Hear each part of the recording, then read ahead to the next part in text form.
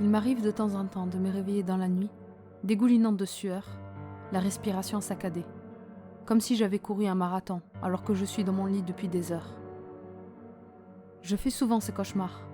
Je ne sais pas vraiment tous les combien, mais ça arrive souvent. 1 à 2 fois par mois, je dirais. Les détails changent à chaque fois, mais il se passe la même chose. Je suis une jeune fille dans la vingtaine, étudiante qui essaie de joindre les 2 bouts en travaillant à mi-temps. Le soir, lorsque je rentre enfin chez moi, je suis épuisée. Je m'endors alors très facilement. Ces cauchemars ne contribuent qu'à me stresser et à me fatiguer plus que je ne le suis déjà. J'ai tout essayé. J'ai arrêté de regarder des films d'horreur, moi qui adore ça. Je mange équilibré, je dors tôt, mais rien à faire. Je n'arrive pas à m'en sortir. Pour ne rien vous cacher, je vis ça depuis mon plus jeune âge.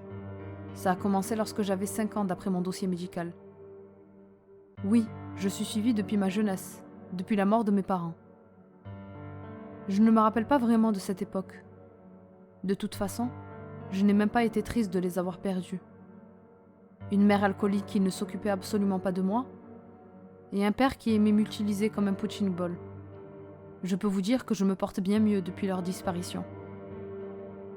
Pour vous expliquer mes cauchemars, ça a toujours été la même chose. Je vois des monstres que je tue à coups de hache ou de couteau, en fonction de ce que mon cerveau fait apparaître dans la pièce. Les monstres ne sont pas toujours les mêmes. C'est incroyable la capacité du cerveau à inventer des choses pareilles. C'est étonnant de rêver de ce genre de choses pour une maniaque.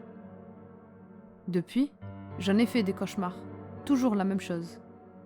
Je me vois tenir une arme, puis je tue les monstres qui sont devant moi, et je me réveille dans mon lit trempé, paniqué. C'est ce qui m'est arrivé la nuit dernière.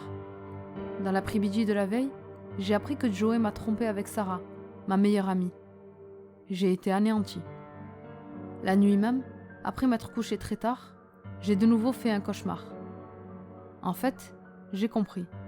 Chaque fois que je vis une contrariété dans la journée, le soir même, je fais ce cauchemar. Mais hier soir, je ne me voyais pas tuer un monstre, mais un humain. Joey en fait. À mon réveil, comme d'habitude, j'étais paniquée, mouillée de la tête aux pieds, et je me suis rappelée. Toutes les fois où j'ai rêvé, je me souviens que le matin suivant m'apprenait la mort de quelqu'un.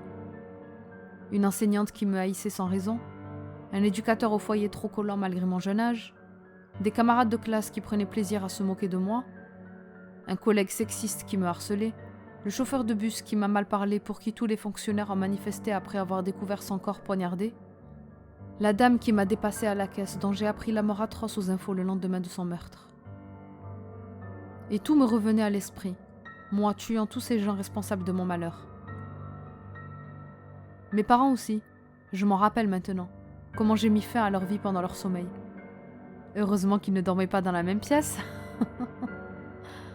Je suis rassurée. En fait, tous ceux que j'ai tués le méritaient. Ils ne devaient pas se comporter avec moi de cette manière. Ça leur apprendra. Ce qui me fait rire, c'est que jamais je n'aurais imaginé que c'était moi. Jamais je n'ai retrouvé une seule trace de sang, que ce soit sur moi ou bien dans ma salle de bain. En même temps, les souvenirs me revenant, je me vois après avoir tué faire en sorte de ne laisser aucune preuve de mon passage. Inconsciente, mais très méticuleuse et organisée.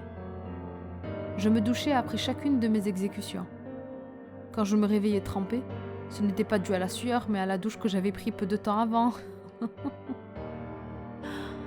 Bref, ils ne vont pas tarder à retrouver le corps de Joey. Rien ne pourra me relier à sa mort. Tout le monde sait que j'étais folle amoureuse de lui. Je vais feinter un cœur en 1000 morceaux d'avoir perdu mon âme sœur. Ce soir, je vais essayer de me coucher tôt. Je vais sûrement rendre visite à Sarah. Cette nuit s'annonce pleine de beaux rêves.